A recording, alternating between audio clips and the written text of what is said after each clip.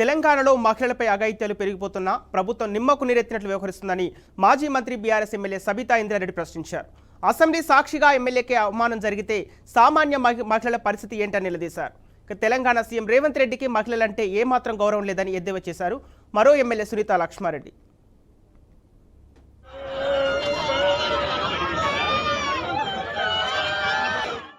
మాట్లాడుతున్నప్పుడు అసెంబ్లీ నడుస్తున్నప్పుడే మరొక 5 ఇలాంటి సంఘటనలు జరిగినాయంటే ఎక్కడ రాబట్టుకోవాలి సమాధానం?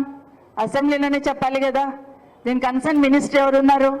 గౌరవ ముఖ్యమంత్రి గారే కదా.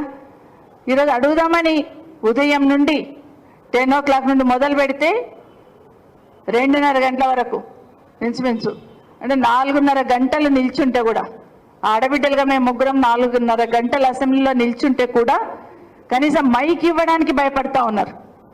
ఎందుకంత భయం అండి ముఖ్యమంత్రి గారు? ఆడబిడ్డలకు మైక్ ఇస్తే వాస్తవమే మాట్లాడతారు. ఏది తిమ్మిని పంపించేసే శక్తి ఆడబిడ్డలకు ఉండదు.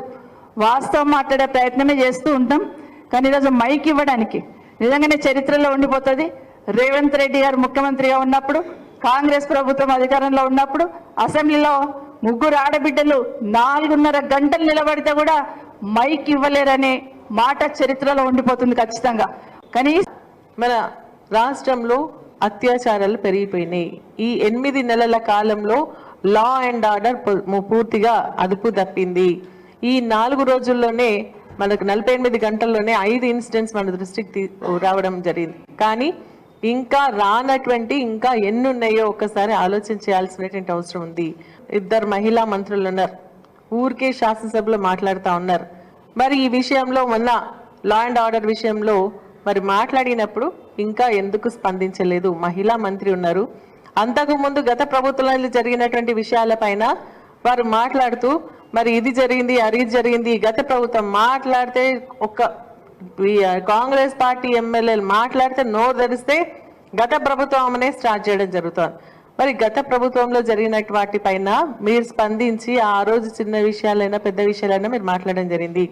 అప్పుడు ఎక్కడైనా ఇటువంటి ఇన్సిడెంట్ జరిగినప్పుడు మీరు వెళ్ళడం జరిగింది. ఇప్పుడు మహిళా మంత్రుల యొక్క బాధ్యత కాదా వీరిని మాట్లాడాల్సినటువంటి, వీరితో మాట్లాడి మరి వారికి ఒక భరోసా ఇవ్వాల్సినటువంటి బాధ్యత ఈ రోజు ప్రభుత్వానికి, మహిళా మంత్రులది, ముఖ్యమంత్రి గారిది కాదా అని చెప్పేసి